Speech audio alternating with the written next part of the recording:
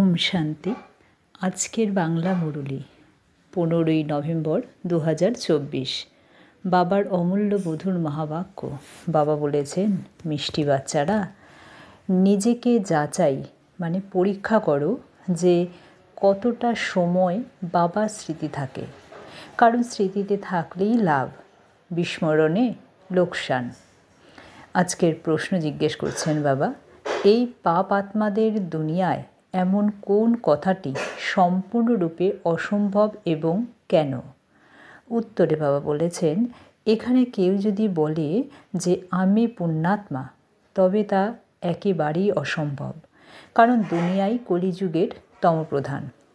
মানুষ যে কার্যকে পুণ্যকর্ম বলে মনে করে সেটাও পাপকর্মে পরিণত হয়ে যায়। কারণ সে প্রতিটি কর্ম বিকারের বশবর্তী হয়ে করে।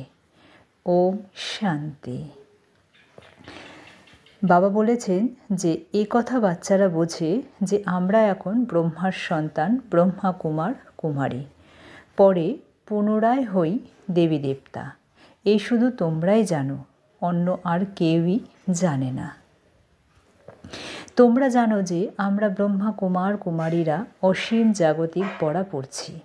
84 জন্মের পড়াও পড়ি, সৃষ্টিচক্রের পড়াও পড়ি। আবার তোমরা এই শিক্ষাও পাও যে আমাদের পবিত্র হতে হবে। বাচ্চারা, এখানে বসে তোমরা পবিত্র হওয়ার জন্য অবশ্যই বাবাকে স্মরণ করো। নিজের মনকে প্রশ্ন করো যে সত্যি সত্যিই কি আমরা বাবার স্মরণে বসেছিলাম, নাকি মায়ারূপী রাবণ বুদ্ধিকে অন্যদিকে নিয়ে গিয়েছিল? বাবা বলেছেন যে মামে কম স্মরণ করো, তবেই পাপমোচন হবে। এখন নিজেদের প্রশ্ন করো যে আমরা বাবার স্মরণে রয়েছি নাকি বুদ্ধি অন্য কোথাও চলে গেছে। স্মৃতিতে থাকা উচিত যে কতটা সময় আমরা বাবার স্মরণে থাকি আর কতটা সময় আমাদের বুদ্ধি অন্য কোথাও চলে যায়। নিজেদের অবস্থাকে মানে স্থিতি দেখো। যতটা সময় বাবাকে স্মরণ করবে তাতেই পবিত্র হবে। লাভ ক্ষতিরও দিনলিপি মানে কোথামেল রাখতে হবে। ডায়েরি লেখার অভ্যাস থাকলে স্মরণেও থাকবে, তখন লিখতেও থাকবে। ডায়েরি তো সকলের পকেটেই থাকে। যারা ব্যবসায়ী তাদের থাকে পার্থিব জগতের মানে হদের সীমিত ডায়েরি, আর তোমাদের ডায়েরি হলো অসীম জগতের। তাই তোমাদের নিজেদের চার্ট নোট করতে হবে। বাবার আজ্ঞা হলো কাজ কর্মাদি সব কিছুই করো, কিন্তু সময় বের করে আমাকে স্মরণ করো। নিজেদের দিনলিপি মানে পোতামেল দেখে লাভের পরিমাণ বৃদ্ধি করতে থাকো। নিজের লোকসান করো না। এ তো তোমাদের যুদ্ধ, তাই না? সেকেন্ডে লাভ আর সেকেন্ডে ক্ষতি। তৎক্ষণাৎ জানা যায় যে আমরা লাভ করেছি না লোকসান। তোমরা হলে ব্যবসায়ী, তাই না?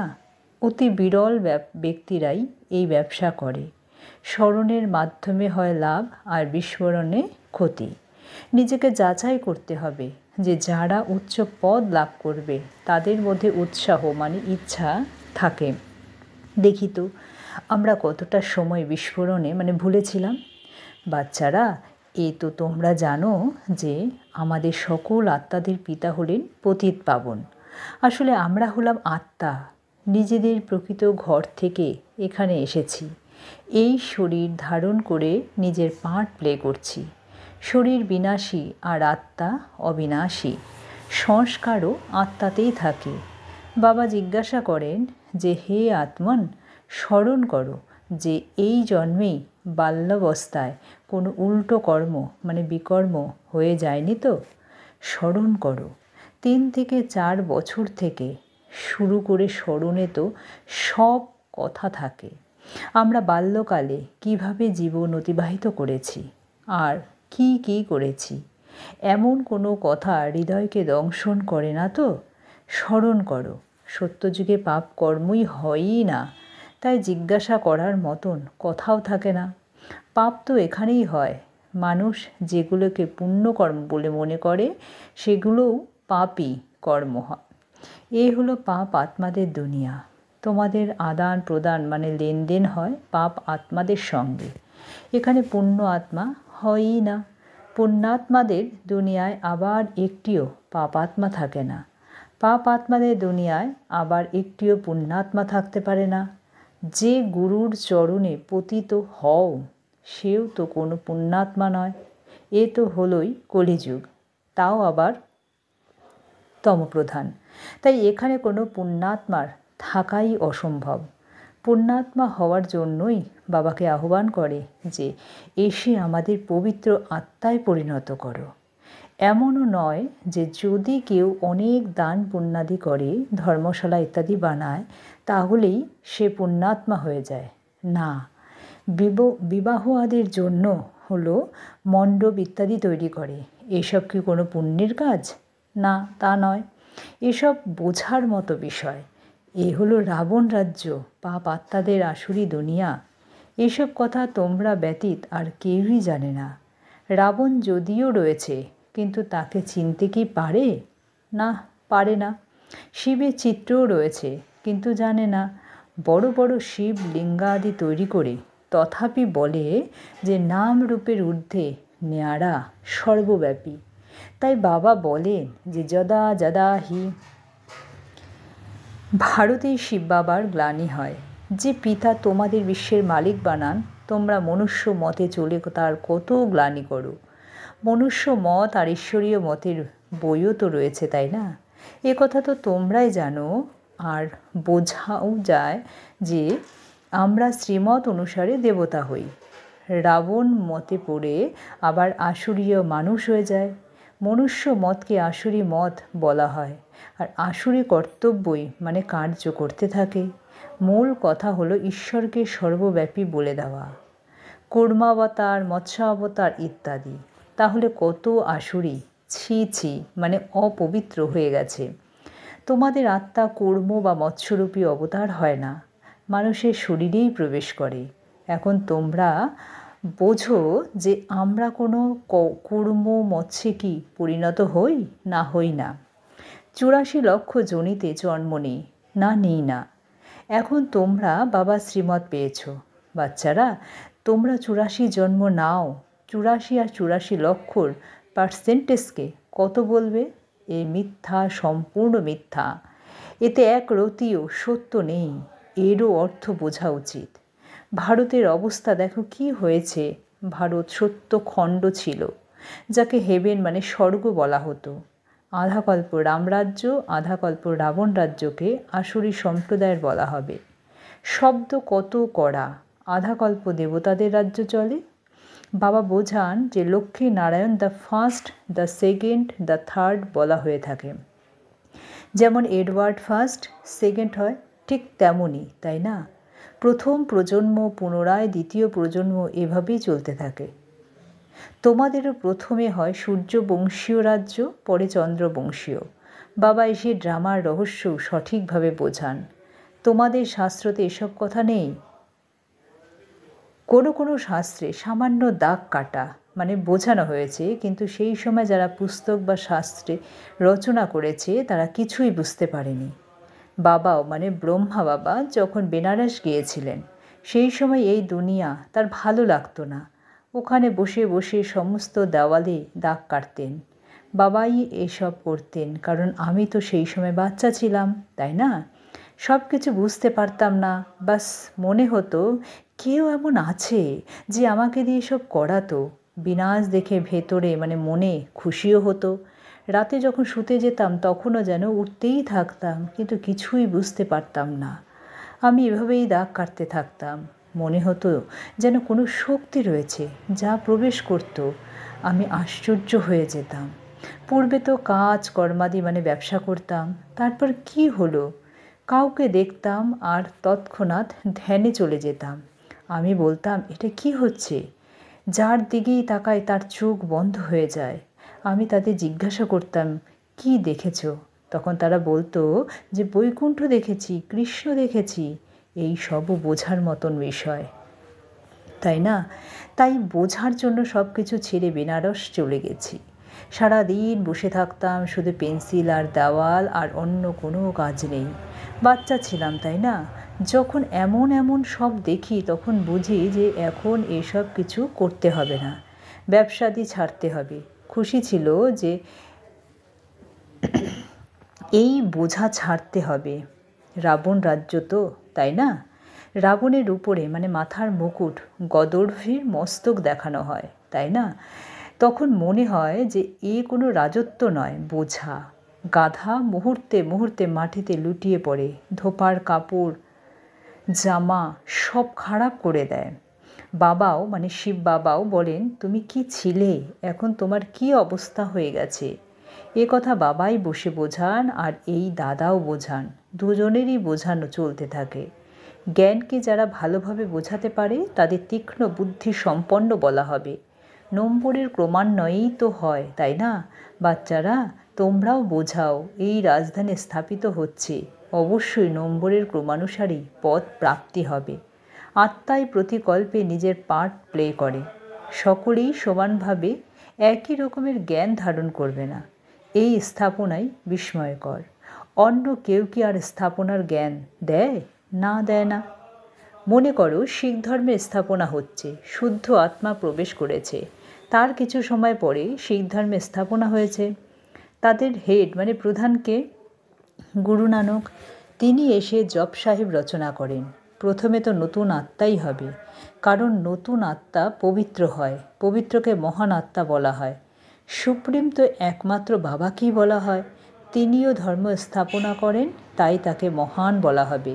কিন্তু নম্বরের ক্রমানুসারেই মানে পরপর আসে।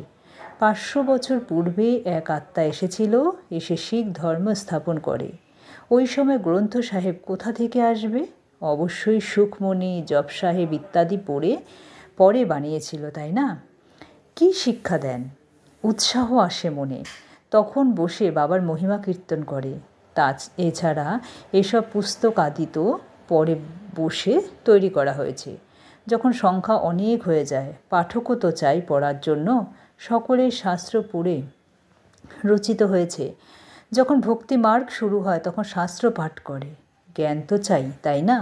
প্রথমে শতপ্রধান হবে, পরে শত রজ তম তো আসে। যখন অতি বৃদ্ধি হয় তখন মহিমা কীর্তিতে হয় আর শাস্ত্রাদি রচিত হয়। তা না হলে বৃদ্ধি কে করবে? ফলোয়ার্স মানে শিষ্য তো হতে হবে, তাই না?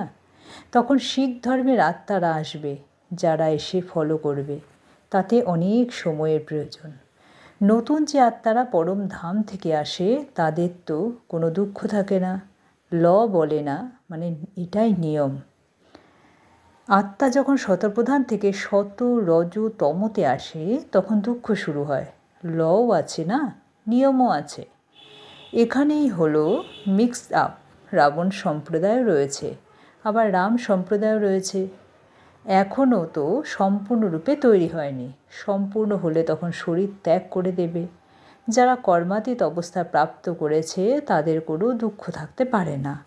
তারা এই ছি দুনিয়ায় থাকতে পারে না, তারা চলে যাবে। বাকি যারা থেকে যাবে তারা এখনও কর্মাতীত হয়নি। সকলেই তো একসঙ্গে কর্মাতীত হতে পারে না। যদিও বিনাশ হয় তথাপি কিছু তো বেঁচে থাকবে, প্রলয় হয় না।